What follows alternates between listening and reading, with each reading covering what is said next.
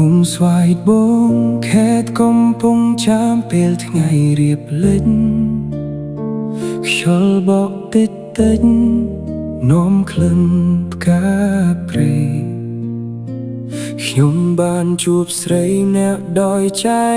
ដនតាមភ្លឺស្នាមញញឹមស្រីពើប្រែក្លាយជាពិភពលោកខ្ញុំហើយរាល់ថ្ងៃលួចមើលនាងដើរតាមផ្លូវក្នុងភូមិបេះដូងខ្ញុំលោតតាមជំហាននាងស្ងាត់ស្ងាត់ស្ងាត់កែភ្នែកនាងភ្លឺផ្លាតដូចពន្លឺព្រះច័ន្ទហើយធ្វើឲ្យបេះដូងរបស់ខ្ញុំមិនដែលងងឹតឡើយ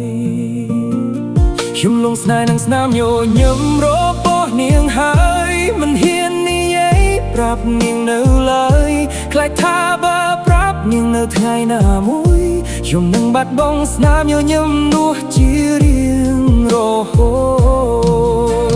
តលួចស្រលាញ់នាងដោយស្ងៀមស្ងាត់ដូចដើមឈើបាត់រងចាំភ្លៀងធ្លាក់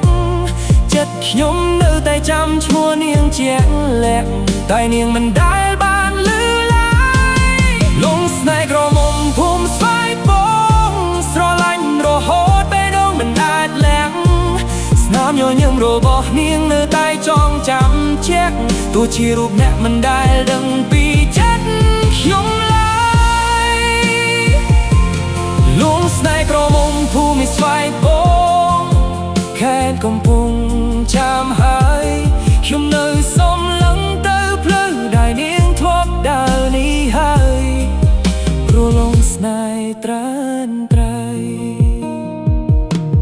ថ្ងៃមួយខ្ញុំឮដំណឹងពីគេថារូបមានស្នេហ៍នឹងទៅភ្នំពេញបាត់ហើយស្នាមញញឹមដែលខ្ញុំធ្លាប់ឃើញថ្មីនៅឡើយថ្ងៃនេះคล้ายជាស្រមោដូចយប់ងងនឹងខ្ញុំបានខឹងជានោះស្មោះម្នាក់អាចឈរមើលពីចុងងាយលួចស្រឡាញ់ឆောင်းឆាយដោយគ្មានសិទ្ធនឹងយំដោយគ្មានអ្នកណាឃើញឡើយ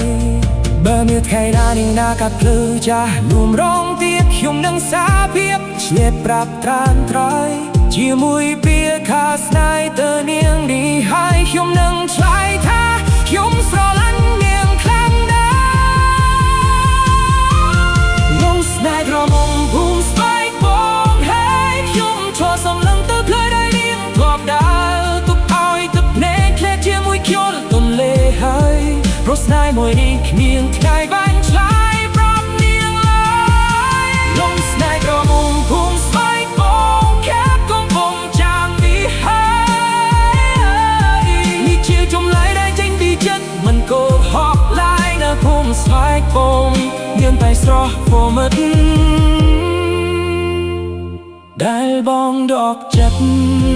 ទៅដាមិនរួចឡើយហើយសំឈឹមថានាងនឹងឮចម្រៀងមួយ